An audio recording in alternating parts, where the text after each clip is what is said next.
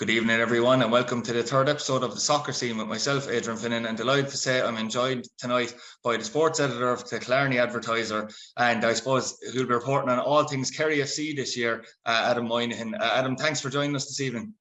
No hassle, thanks for having me. Yeah, it's a really exciting time, isn't it, in the kingdom, Adam? You know, I suppose obviously predominantly GAA country. It's the first time that they've made the sojourn into League of Ireland football, and a really welcome addition. Yeah, it's great. Look, people in Kerry are very excited about it. It was a long time coming, I suppose. As you mentioned, it's suppose we're known for being a GAA county down here, but there is a great appetite for soccer as well. There really is. The vast majority of people who follow Gaelic football would have at least a passing interest in soccer, and there are loads of people down here who are very passionate about soccer. So it's a great addition. People are very excited about it. I suppose maybe cautiously optimistic is the way I describe the mood at the moment. You know, like obviously, any new team entering any league, you're going to be asking questions about them, and there's going to be some hard questions asked about the team. You know, a lot of the guys probably haven't played this level before, so it's tough. It's going to be tough for them probably the first season to settle in. But look, as I said, I think people have reason to be optimistic in the first couple of games. There's been some positive signs, so it's all good so far. It's great from a media perspective as well to have another team to report on. So yeah, it's all good. Yeah, obviously League of Ireland fans in general and Limerick FC supporters, now defunct Limerick FC, would be very familiar with the manager, Billy Dennehy. Made a great career in the game in Ireland with the likes of Shamrock Rovers, Cork City, St. Pat's. He, in fairness, in his media interviews, he has sounded really excited. He's going to obviously have to be patient, as you said, Adam, with this squad, because, you know, you've got a lot of young players who've making their first entry into senior football in League of Ireland. It can be an unforgiving place, but you can tell that, you know, he is willing to be patient, and it's going to be, you know, a tough season first time round, but plenty of experience to be gained. Yeah, I know Billy a long time now. We would have played against each other a lot underage. We're actually the same age. I think the first year that we played for Kerry underage, I would have started left midfield, and then Billy came in after that and took my place left midfield. So I was hoping he might give me a trial for Kerry FC to make up for it this year, but that never panned out. But no, look, Billy's a great guy. He's really clever guy, very passionate about his football, obviously, and he's the perfect man for the job. You know, it's his hometown. He comes from Tralee. He has that experience of the League of Ireland. He can pass that on to his players. Obviously, had a great playing career himself, and I think just listening to him in his press conferences and the way he speaks, he's really obviously, as you said, passionate about it. He's I think very enthusiastic about it, which is important. I think he's like I said, he's the perfect man for the job. He's like already, I think he's impressed me anyway, the way he's carried himself. As you said, he's going to have to be pragmatic about it. You know, they're not going to go and win the league the first year they're in it. You know, that's not realistic at all. But I think you've seen that maybe tactically from them in the first couple of games, and with the teams that he selected, it's kind of focused on being solid. You know, he's got in as much League of Ireland experience as he possibly can. He's played guys who are have size. He's trying to use that to his advantage, especially at the back. You know, he's got big guys there, centre back, Caelan Spillane and Shane Guthrie. Kevin Williams is in there as well, and then Trippier up front, Trippier, Vrilichak. They're all big guys, you know, and I think that's no coincidence. I think he's really focusing on trying to make them solid. Maybe using set pieces as a weapon as well. But yeah, look, as I said, Billy's the right man for the job. He's unbelievable experience at this level. And look, as I said, I think the majority of people, I'm sure all the people down in Kerry at the moment, have been very impressed by what he's done so far. Yeah, he's been at the forefront of this plan to get Kerry into the League of Ireland.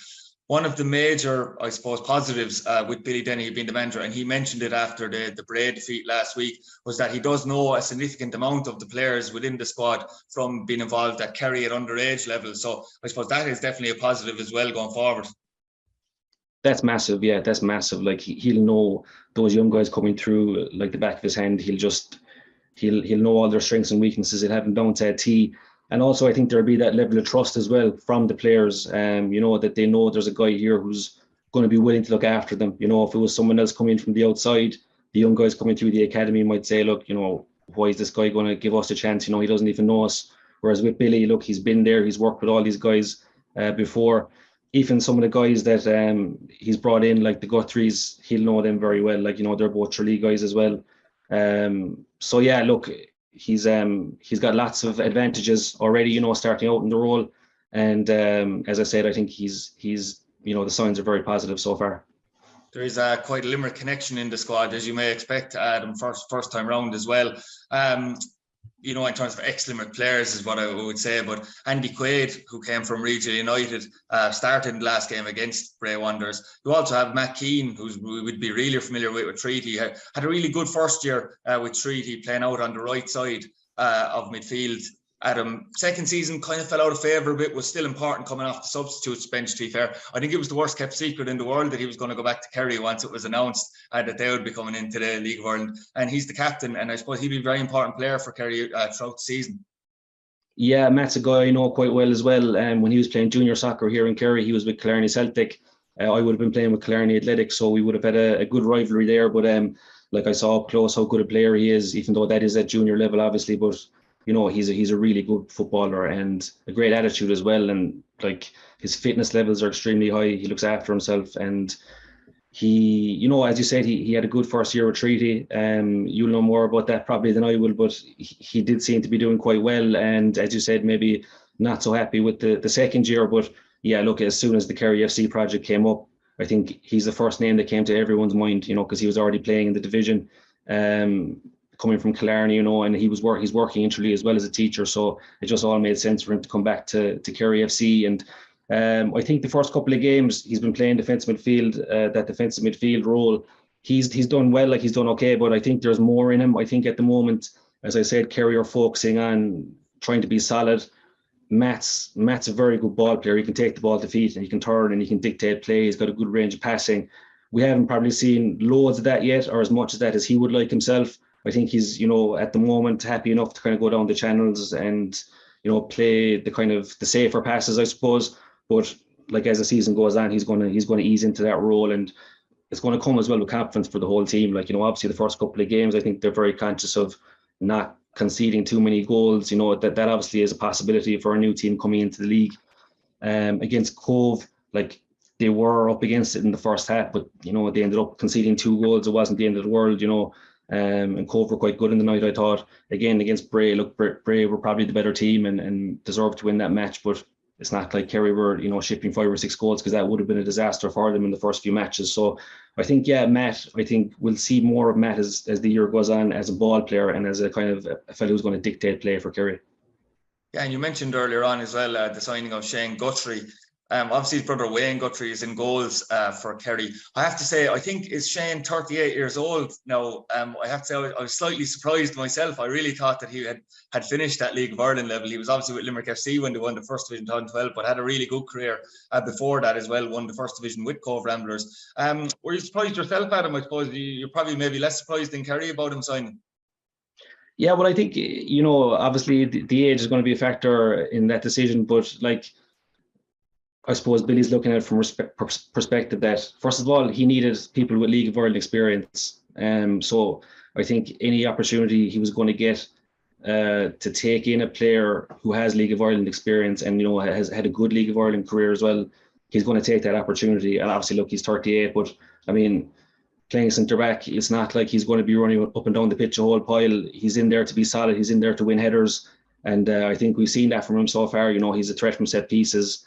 So look, age, I suppose, is just a number, really. He's done quite well so far, and as I said, I think his size is a big factor in signing him. You touched on Wayne, then the brother. That was a really interesting one. It raised a lot of eyebrows down here in Kerry, as you can imagine. A fella giving up Gaelic football, playing at a very high level for Austin Stacks. You know, won the county championship with them a couple of years ago. That did, you know, turned a few heads, I suppose, but what he does bring, what Wayne brings is, first of all, obviously he is a really good goalkeeper, and he played to a high enough level as well. Earlier on in his career, he would have played for Tralee Dynamos in that, was it called the A Championship back in 12 years ago. Around, yeah. So he does have experience there. He actually played outfield for Stacks for a number of years. He played midfield. Then he went back in goal, I think about 3 seasons ago, and he was brilliant. Look, what he brings is that he's extremely confident. He's really, really confident. And you saw that playing with Aston Stacks. He'd often be, you know, venturing up the field on solo runs. You know, he wasn't afraid at all. And you see that kind of trait in him playing soccer. He's very comfortable taking the ball to feet. He's not afraid to come rushing out of his box, which got him in a little bit of trouble in the Cove match, all right. But like, you need that, and I think he's vice captain for a reason as well. He's got good leadership qualities. He's a good character, and he's going to be a very important player for Kerry this season, I think. He made a couple of eye-catching saves actually against Bray as well throughout the game. So he does seem like a solid goalkeeper early doors. Admittedly, I've only seen him in just over a game and a half. But you mentioned set pieces and the threat and those guys, Caelan Spillane, Kevin Williams, Shane Guthrie, all really big threats from set pieces. It kind of makes it even more frustrating for Billy Dennehy at the way they conceded 2 goals against Bray then, because Cole Omori-Onwon, who is obviously a big unit himself and a big threat from set pieces, he just seemed to score quite easily, and you could tell that Billy Dennehy was a bit exacerbated by that after the game, because I suppose one thing he'll want to get right is that, you know, it's great if it's grand if teams can open you up in this league and beat you, but one thing Kerry have to avoid is conceding very soft goals from set pieces. Yeah, 100%. Like, on the attacking end, the set pieces that they had in the Cove match, I think it was Graham O'Reilly whipping the balls in. Like, they were really, really good deliveries, and they were really threatening when they were attacking. But as you said, against Bray, then to concede those goals, especially when they have so much size on the pitch, they shouldn't really be conceding goals from set pieces. Obviously, as you said, you're going to be playing against other tall players in the league. You know, it's not like they're all, you know, a foot taller than everyone else. You know, they're still going to be playing against players who are capable of scoring headers. But yeah, I think, especially in a new team starting off, I'm sure they've done a lot of work on set pieces. Like, I'd be shocked if they haven't. It's going to be a weapon for them at one end, and at the other end, they really, like, I'm sure Billy Denny will be pulling his hair out about that, and I'm sure they're working even harder on set pieces this week to make sure it doesn't happen again. Yeah, absolutely. And considering the attendance at the game against Cove, Mounthawk Park in Tralee is the venue, the home venue. It's sold out. It's sold out against Treaty as well. A limited number of away tickets still for sale for Treaty fans coming into the game, which I'm sure will be snapped up by the time Friday comes. But it just shows you that it has captured the imagination in Kerry, like we expected it to be fair. And long may that continue. You'd be hoping that can be sustained, more importantly, Adam, throughout the season and beyond that. Yeah, definitely. It's great to see the tickets being sold out for the first 2 home matches. As you said, like, it's not the biggest venue, but still, you know, to sell them out is very encouraging, and it's going to be really important to first of all, I suppose, develop that relationship with the crowd, because it's brand new to everyone.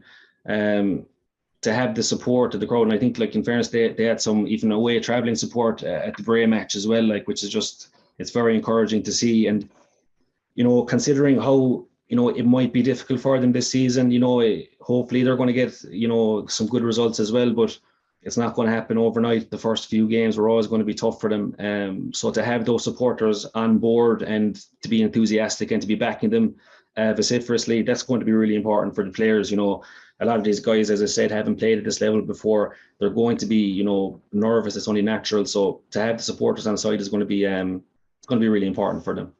Absolutely. I've just brought in our usual analyst, Noel O'Connor, former Limerick FC manager here. Noel, I was just saying to Adam Moynihan there that it's brilliant to see, obviously, Kerry in the League of Ireland. You'll be relatively familiar with some Kerry teams from the fact that the Kerry League used to enter the League Cup and against your Limerick FC sides back in the day. But this is totally different. Brilliant to see Kerry FC here, and it has captured the imagination so far in the kingdom.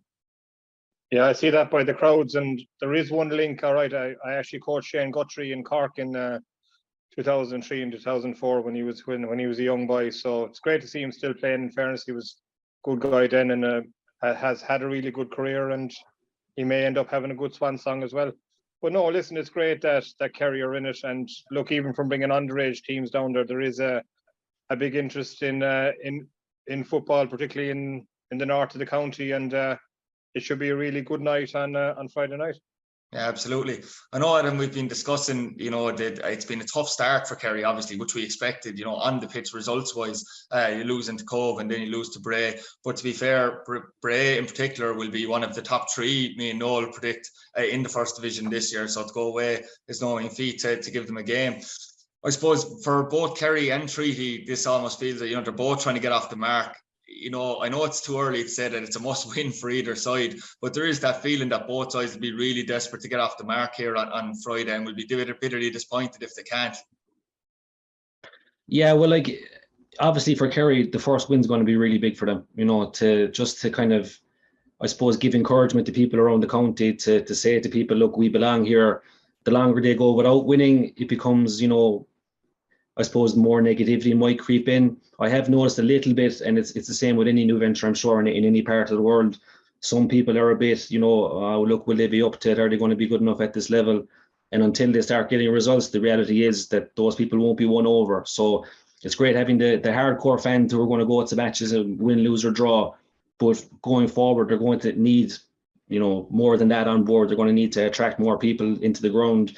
They're going to need, and to do that, they're going to need to get results. So, look, as you said, Treaty are looking for to get off the mark as well. So, it is a very interesting match in that regard. But yeah, like as I said, Kerry, there's not massive urgency for them to, you know, have this great season or whatever. You know what I mean? Like, people are going to be patient enough that it's going to take time for them.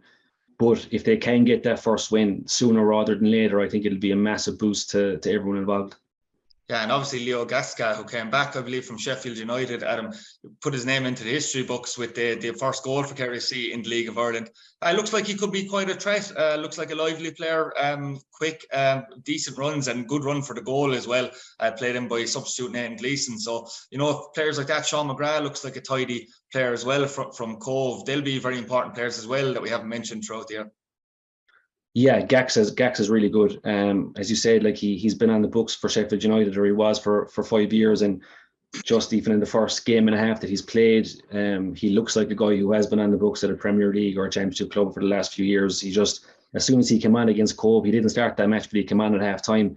And in that first half, as we touched on, Cove were on top. You know, they were the dominant force in that match for the first half. Now, the conditions didn't help Kerry in the first half. They were playing into a very strong wind, and that can be an issue for teams in Mounthawk Park. I know from playing there myself, it's very open and it can get very windy inside there. But when Gaxa came on at half time, it was instant. Straight away, he got the ball into his feet. He was jinking past fellas. He was getting shots off. He's just a real live wire, and he was very unlucky not to score in that match against Cove. He'd one effort cleared off the line. He lashed onto a ball over the top, lifted it over the keeper. It looked for all the world like it was going to be a goal, but a Cove defender got back, cleared it off the line. But against Bray, then like he did quite well, but particularly for the goal, he just showed good composure there to take a touch and to slot it home. He's going to be a massive player for Kerry. There's no doubt about it, because he just has that spark. He just has that ability to go by players. Kerry have some good technical players, like you mentioned, Sean McGrath there, Sean Kennedy, Matt Keane. They have guys who are capable of, you know, creating chances, but Gax says that one guy who probably doesn't depend on, we'll say, a build-up play. He doesn't depend on, you know, being fed the ball really in any, you know, meaningful way. He can just get the ball in any situation. He can drop the shoulder, go by players. He can get shots off. And if the first two games are anything to go by, like he's going to be a massive player for Kerry, and Kerry are going to need to get the most out of him and find out a way to utilise him as best they can. Yeah, absolutely. Unfortunately, now we have to leave you go, Adam, as I believe you're in training to maybe get into Billy Dennehy's plans for the season for soccer training this evening. So obviously, my thanks for you to join us this evening. A great insight into all things Kerry, and it promises to be a great game on Friday. Thanks very much. I'm afraid no amount of training is going to get me into the Kerry FC team. I'd say I'm well beyond those days of ever being anywhere near that. But no, look, as you said, looking forward now to the match against Treaty. Another big crowd in Tralee, and I'm sure it'll be a great atmosphere back there.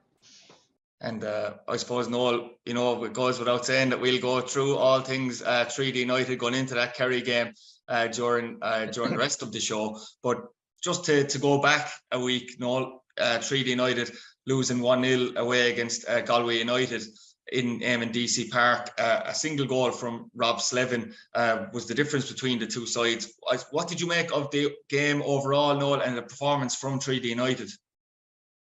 Yeah, look, overall, you know, the scoreline would suggest a tight game, and I thought it was a comfortable enough win on the night for Galway. You know, just thinking about it, and even following up on what Bernie was talking about last week, and the fans' reaction and the whole dynamic that's gone on there with Ollie Horgan and John Caulfield.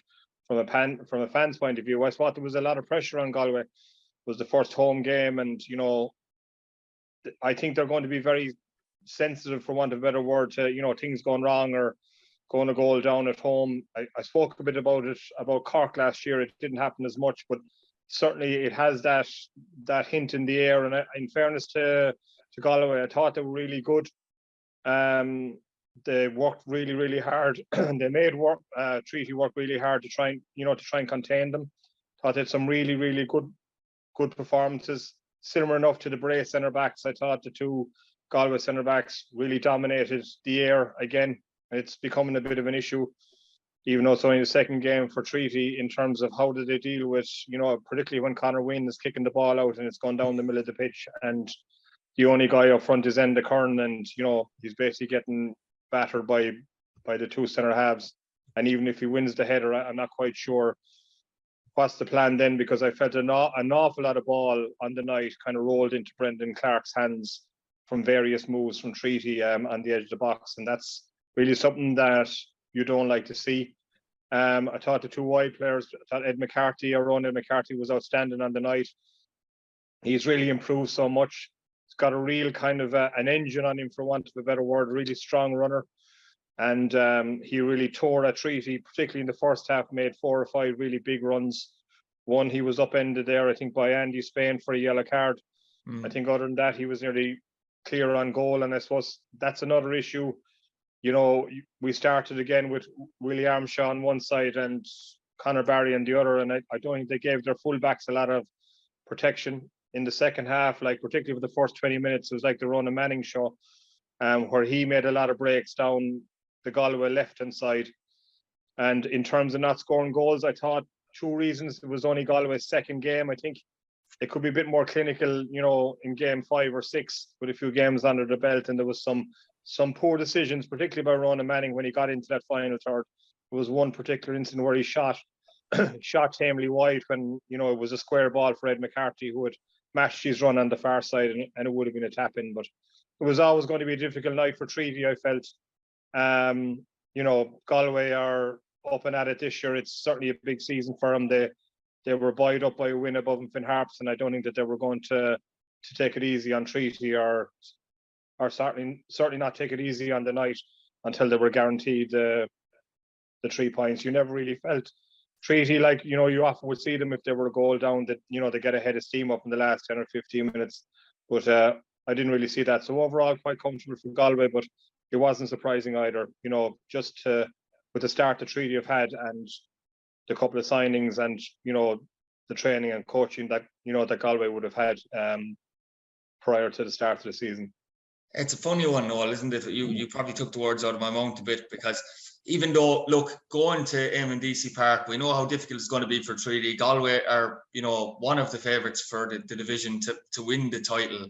So, you're not going there expecting Treaty to win. They have got a draw there before, a couple of draws there before. There has been a few draws between these sides. I suppose the frustrating aspect was, Noel, Treaty seemed to be a bit, I suppose, blunt in attack, for the want of a better word, and it never really felt like Galway were threatened on the night. So even though it was a 1-0 scoreline, there was that bit of frustration that maybe Treaty didn't create a few more chances. And I know that Tommy Barrett had alluded to that after the Bray game, that he was a bit disappointed with the attacking play from his side. After the Galway game, I didn't agree with Tommy actually when he said that he thought Treaty played well. I know, as I said, by the scoreline, it looks like it's a lot closer, but it just, there was just a part of me that felt like Treaty could have given it more of a go. Now, whether that's down to, the personnel on the pitch, or the instructions from the players, or the performances on the night, it just didn't feel like we got possibly the most out of it.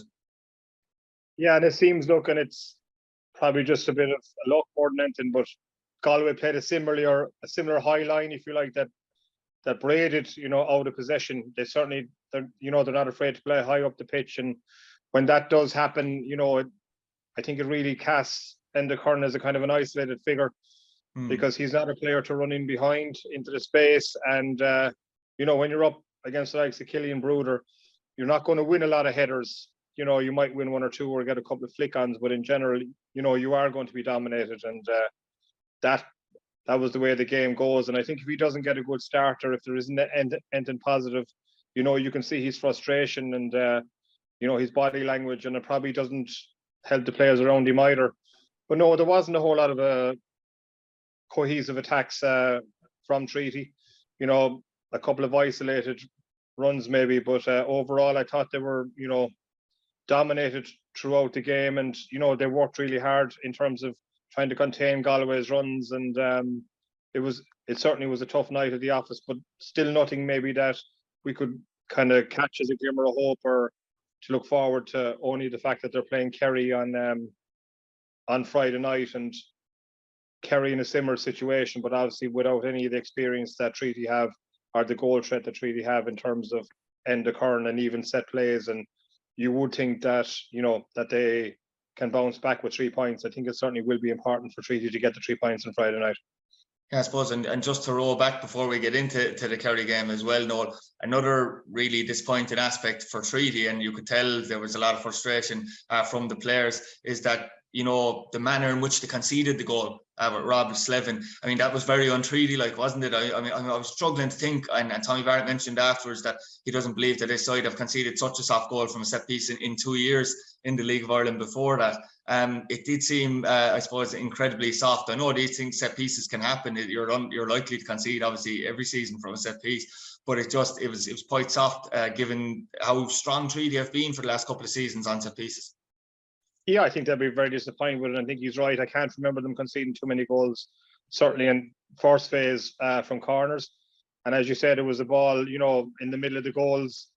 It arrived in the middle of the goals. You wouldn't expect a guy to get that much time and space. And, you know, it was headed down, which is difficult for the keeper as well. But look, you just hope that that's a glitch. And, you know, and again, we'll roll forward to Kerry. I think they actually conceded 2 goals from corners.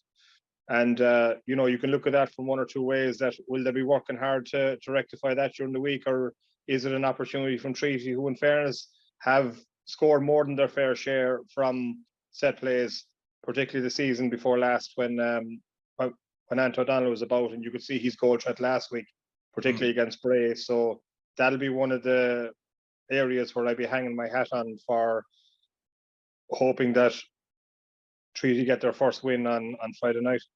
Yeah, absolutely. And as you said, the one positive on the night, which wasn't for Treaty, unfortunately, but from a Limerick point of view, was the performance of Ed McCarthy. Obviously, he was with Treaty for the 3 quarters of the season in 2021, and we saw glimpses of how good he can be. He was a raw talent. He seems to be developing, like you alluded to, Noel, into a really good player at this level. What was really refreshing was just the confidence and the air and the dribbling ability on the night. Like you saw, he was travelling at real pace, going by players, a real throwback to kind of maybe an old-style winger that you don't see as much of anymore.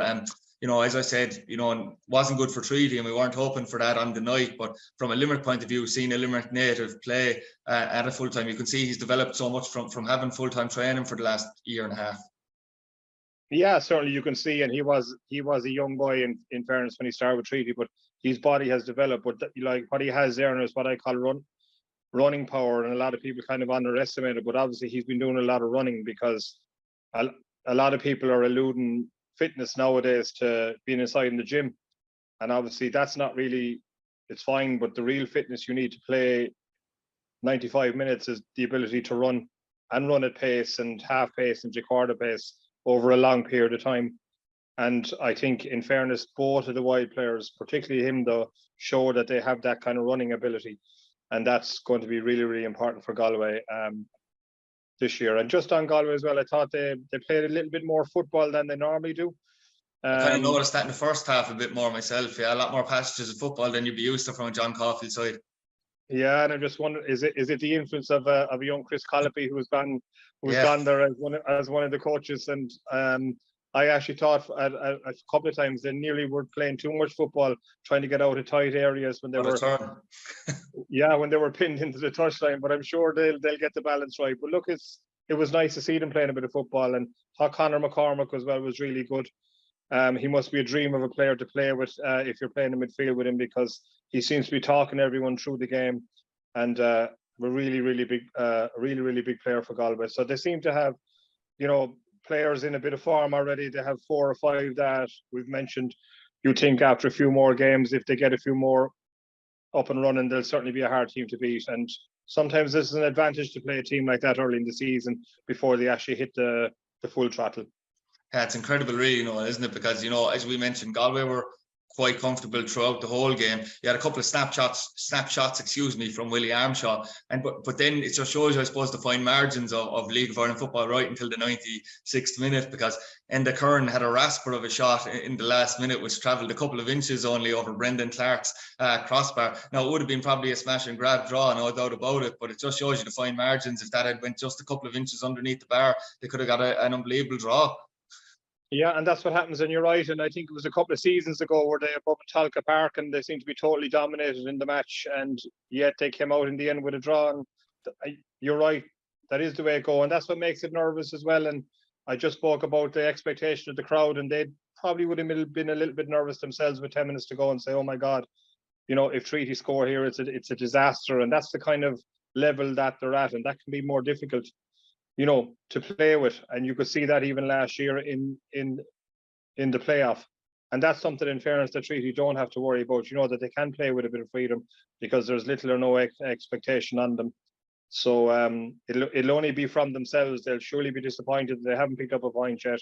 And I don't actually think that they'll be delighted to get a point on Friday. Maybe Kerry will, and I think that they'll really be going for those 3 points in Tralee on Friday night.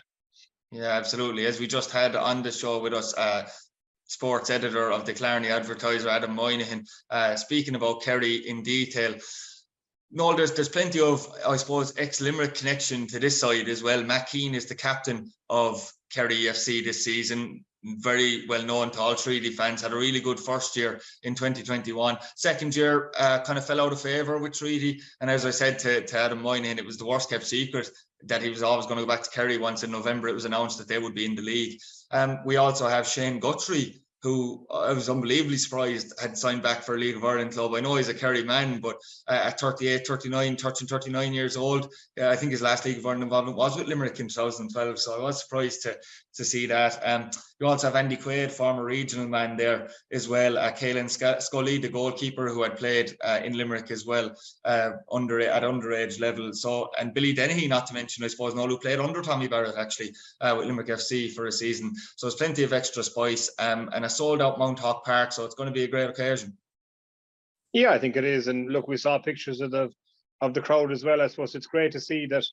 You know, you probably would expect the first game to be sold out, and you would just be wondering a little bit what kind of a crowd they get for the second match. But like the fact that they've managed to sell it out again, you know, it does augur well for them. And I've said that there is, you know, obviously people think about Kerry and they think about Gaelic football, I suppose, no more than nowadays people think of Limerick and they think of hurling all the time. But look, there's plenty of people who enjoy, you know, the beautiful game and who would love to see it. And look, they'll be not just coming to watch Kerry, but they'll be coming to see what's happening up in Limerick as well. And look, you know, we all go to matches, obviously supporting our own team, but also we like to see the good players from the opposition as well. I'm sure the Kerry public will be no different. But look, I think it's really good to see another sold-out crowd, and it'll be certainly an intriguing game, I think. I do feel that Treaty have more aces up their sleeve. I think that they'll be getting really determined and to get the win. And with the likes of Enda Curran and Mark Ludden in the team, I think overall the 90 minutes, and Anto O'Donnell, I'll add him as well in terms of Mark Ludden's long throws and set piece deliveries, I think that they could be the difference in a positive way for Treaty on Friday. Yeah, in terms of Treaty's approach to the game, Noel, we've obviously mentioned the fact that, you know, Treaty in an attack, you're talking, you know, 4-2-3-1 formation really with Friday last week. We had Stephen Christopher playing off Enda Curran, but obviously because there wasn't much possession for Treaty, you know, the gaps were bigger between the players as well when they did win the ball back. I was just, you know, I was toying with the idea and I said, you know, it's early in the season. You know, obviously it's not a must win, but in terms of, you know, confidence building for Treaty, it does feel, you know, like a must win because Kerry have lost, you know, quite comprehensively, to be fair, even though they were well in the game for periods against Cove by all accounts, but quite comprehensively the first two games. So, you know, would you think that it would be possible to change the formation, Noel, for this and maybe put like Dean George up front next to Enda Curran for a game like this and really go for it? Because, you know, as you said, maybe a draw won't even satisfy Treaty. So, you know, why not go for it? Yeah, I think I was certainly before the first, I expected Dean George to play in that kind of 10 role behind behind Endacurn the first game, and I do think that particularly if teams have the idea, I'm not so sure Kerry will do this, of playing high and keeping Endacurn away from the goals, which certainly has been successful. You have a guy in Dean George who can run in behind. So even if balls do break in behind, I think it's important to get someone else. I think he does need a bit of support now up there. And I think Dean George is certainly the number one candidate for that. You have the option of bringing Success on maybe later on. Came on there on the 2 matches, and I still don't see him driving on like, I probably thought that he should have as an 18 and 19-year-old. A big strong guy with him, with his pace. I think he should be an ideal file for to play up front with him. And I'm just probably basing this on how he's training, that he hasn't done enough for Tommy to think that. But certainly in terms of what Dean George has done in the last few years, I do think it wouldn't be a bad idea to kind of go for a 4-4-2, or at least a 4-4-1-1. If he does fancy having a third midfield in there, I think that Dean George could do a job in the middle, but certainly he would add to that threat up front, and just maybe cause the Kerry team to think a little bit harder and maybe drop 10 or 15 meters back towards their own goals, which certainly would be a great help to Endacurn as well, and might just get Treaty a bit higher up the pitch, because certainly, as I alluded to in the Galway game, the amount of long balls that kind of just ran dead either wide or into Brendan Clark's hands, that's something that they certainly need to look at and sort out, because at this level you've got to be doing better than knocking the ball into the opposition keeper's hands 6 or 7 times in a game. And one avenue as well, Noel, where, I felt from watching Kerry in the game and a half that I did see them in, that Treaty could definitely exploit, is the set pieces, like you mentioned. And it's a funny one, because as Adam Moynihan was saying, Shane Guthrie, Caelan Spillane and Kevin Williams at the back, all really big and posing players, but they conceded 2 very soft goals from set pieces. Cole Amoriamon from Bray scoring, who obviously will be a threat from set pieces. He had another great game actually in that game and was man of the match for Bray.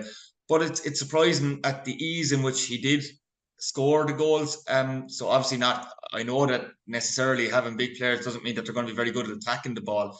But, as you said, the likes of Anto O'Donnell and the Kern, like that's a situation you can profit from, because Billy Dennehy, the Kerry manager, did seem exacerbated by how easy his team conceded those 2 goals, and then conceded from the second phase of a set piece against Cove as well. So that's certainly an avenue that Treaty can target.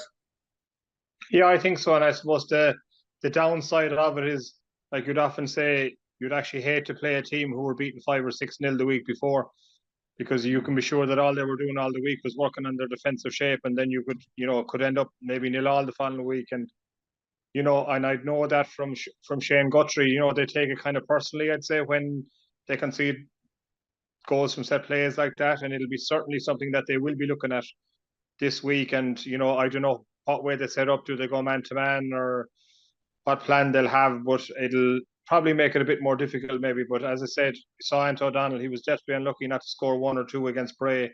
And I would expect him to get at least 5 or 6 this season from set plays, and it certainly could start on Friday night, particularly with Mark Ludden's set piece deliveries and the long throws. But it'll be interesting to see how Kerry react to conceding 2 goals from corners last week, and if they change their way of dealing with them.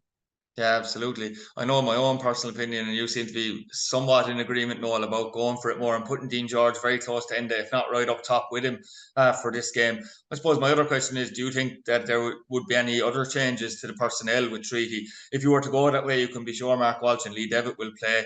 No real reason to take them out, I'd imagine, either out of the Treaty team. There is one cog I was hoping to see, maybe see Conor Barry playing in a more central role and giving him an opportunity for Treaty in that position, especially if you're going to be going with a player supporting in the current rather than playing 2 strikers up front.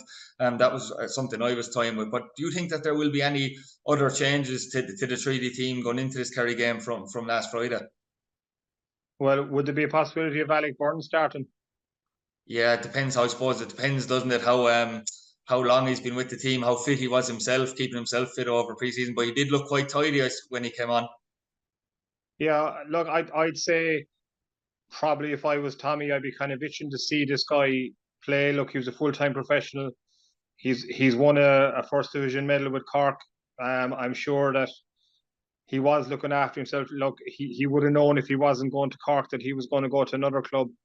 And I think they probably need a bit of a flip in there as well in the middle of the park. So maybe Tommy will sacrifice the idea of playing an extra striker and get him in the pitch and see if they can start playing, or maybe he's the guy to link up with Endocorn. He's certainly a good passer of the ball as well. Look, these are the decisions. He's got to see who's injured or is anyone taking any knocks. I'm not sure that the three-man midfield has ever worked really well for Tommy and Treaty. I remember even last year against Derry in the Cup, there seemed to be a bit of a mix-up in there with three in the middle. And I think you're better off going with the two and either going with a 10 who'll drop in out of possession or go with two strikers. So I think that he'll probably have it in his head to maybe start Alec there in the middle, whether it is Mark Walsh, maybe go back to centre half, or there's certainly a few decisions to be made. It'll be interesting to see what kind of team he picks, but I wouldn't be surprised if Alec Byrne started in that game. I think it's a good game for him to start. A man of his experience going down there. You want to maybe get a bit more hold of the ball than Treaty have had in their last two games. I think he'd be key to making that happen, because you certainly don't want to give Kerry too much of the ball on Friday night.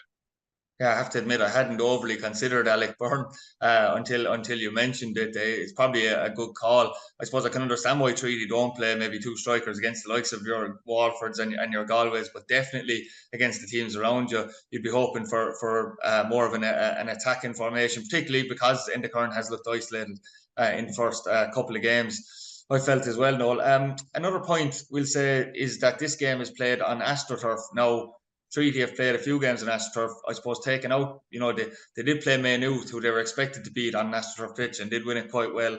They were close in scoreline with Derry City on the big AstroTurf in the Brandywell, 2-1. But obviously, two of their, I suppose, worst performances came against Athlone Town away on AstroTurf as well, where they got a late draw from Stephen Christopher last year with one of the last kicks of the game, and then lost against Athlone, an improving Athlone side, let it be said, in fairness, in July last year.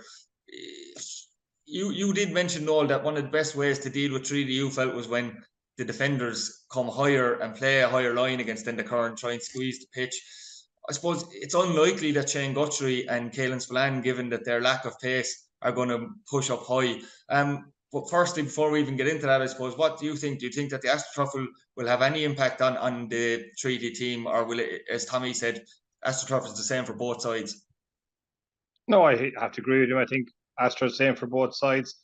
I'm not sure where Treaty for training at the moment, but I know they did a lot of training in LIT, which is an AstroTurf. I'm sure they've trained in you well. Like most players nowadays are well conditioned to playing on it.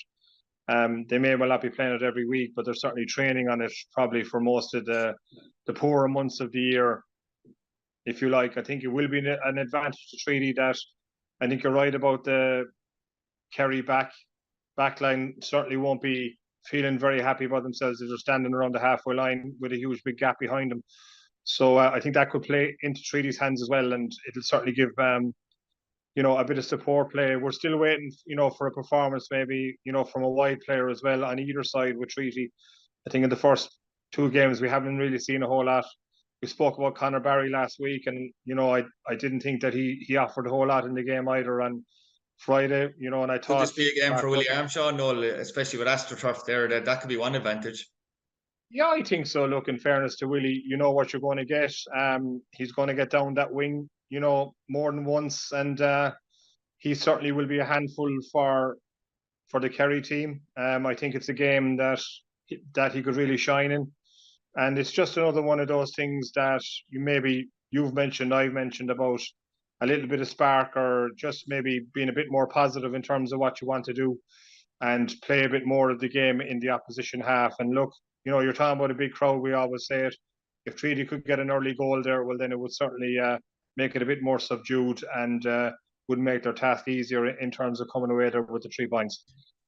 Yeah, from watching Kerry, Noel, I did note that, as I said to Adam Moynihan earlier on, Leo Gashka looks like a decent player. Sean McGrath's tidy. He used to play with Cove without much end product on the night against Bray, to be fair. Some tidy touches. Matt Keane is playing, Noel, in a defensive midfield role for Kerry as the captain. He did play there. I definitely remember him once playing there against UCD, and he was called off early in the game.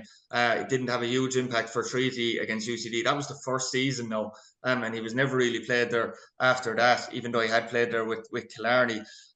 Looking at Matt, he's a hard-working player. He's got a good defensive discipline, Noel. Not the most technically gifted, I would say. Is that an area that would Treaty could target, or is there any concern with Matt Keane playing centre midfield going forward? I don't think you ever need to have any concern about a player playing against his ex-team. So I wouldn't expect any poor performance from Matt Keane. He's captain of Kerry. He'll be very proud of that. There'll be a big crowd there, and I would expect him to have a good game. Yeah, I think so. Yeah, I think he probably does. As he said, I thought he was very good in a lot of games for them. We spoke about, say, the Treaty fullbacks being exposed, particularly last week. I don't think there was, I don't think that the fullback was ever too exposed when Matt Keane was playing in front of him, and that was the kind of like the unseen hard work that he did that maybe wouldn't be eye catching for a lot of the supporters, but and I think he'll do plenty of that work for Kerry, and he'll have to do that work for Kerry because that's the situation that they're in.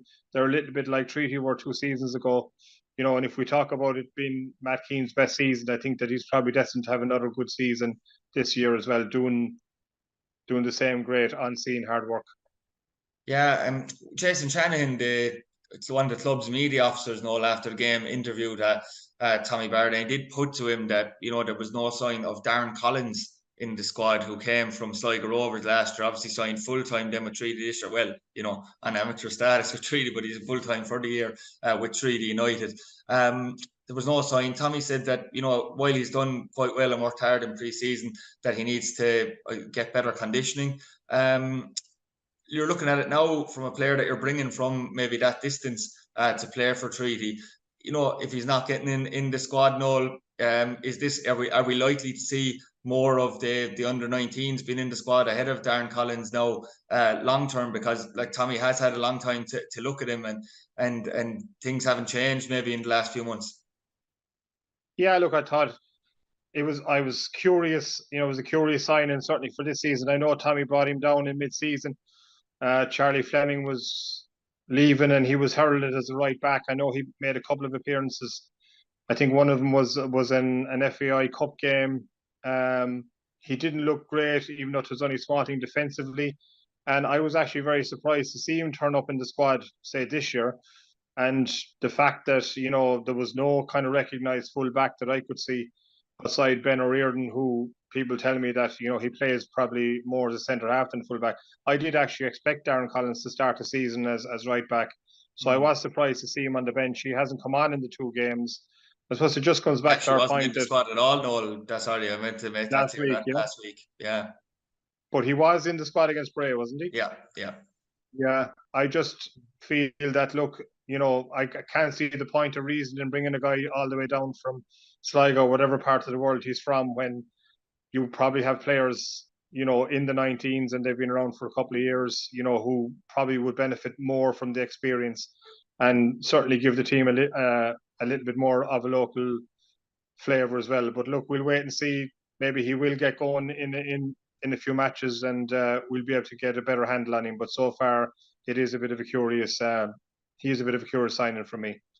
Yeah, and to finish on what will probably be a positive note, obviously if they win the game anyway, but I do expect Treaty, Noel, to open their account for the season goals-wise and points-wise on Friday night against Kerry. I do think it'll be tight enough. I think Treaty will win 2-1. We have predicted Treaty to finish 5th, both of us, I believe, and then Kerry to finish 10th this season. So Treaty will be going into this game because of their experience alone as slight favourites. I have went for a 2-1 victory. What do you think yourself? Yeah, I'll probably go one step ahead of you now on that, and I'll go for 2-0 victory. I think they'll get a goal in each half, and we'll come away with a comfortable win and 3 points. We certainly hope that will be the case when we have our discussion next week, and we'll be divulging through a victory against Kerry and really getting off the mark. My thanks once again for Noel to join us, and hopefully you can join us next week on the soccer scene, which will be the 4th episode, where we'll have plenty more to discuss involving League of Ireland First Division and Treaty United.